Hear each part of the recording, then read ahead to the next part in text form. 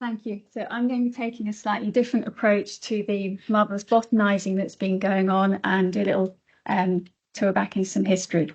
So the environmental humanities brings together ideas from fields such as history, literature, philosophy, sociology, and the arts to address ecological concerns. And I'm using botanical writings to explore how past and present generations care for wild and rare plants, how knowledge about Shetland plants is passed on between generations. So, shifting baseline syndrome, which was first described by Daniel Powley in 1995 in Fisheries Science, is a gradual change in the accepted norms for the condition of the environment due to lack of experience, memory, and/or lack of knowledge of its past conditions.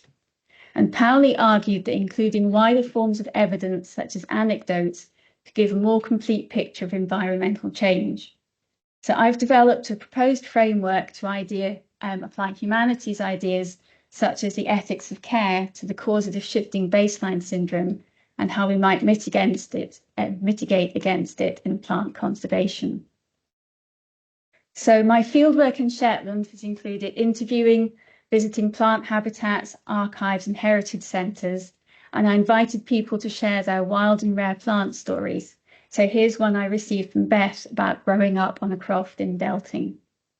Mam knew the names of almost all the flowers on the croft and loved to impart this knowledge to us girls, particularly when we took a notion to press flowers. We found a new white flower which grew on only one part of the croft and which Mam didn't recognise, as obviously it did not grow where she grew up. So we had to search through the flower books at the library to discover it was called the grass of Parnassus. We also found another flower new to all of us, and which I've since discovered is relatively rare in Shetland, the water avens. It grows only in one spot in the entire valley on an island in the Burn where we used to camp and play, but we were always mindful not to damage it. So mindful of the ethics of, oh, hang on. It's disappeared. Mindful of the ethics of care, I'm going to share one last little story from Hazel about summer botanizing with her family.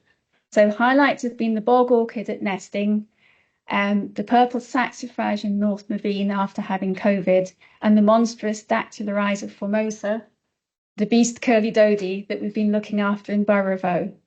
We all trooped up the Keen of Hammer in Unst to see Edmondson's chickweed, which I'd never seen as a child. And last year we went to Fetler and saw the oyster plant in August. I'd never seen that either. It looked quite alien, like it had dropped from the sky. So to finish, I'd just like to invite you to consider what storms or stories or wider forms of evidence you might be able to share to help care for our wild and rare plants.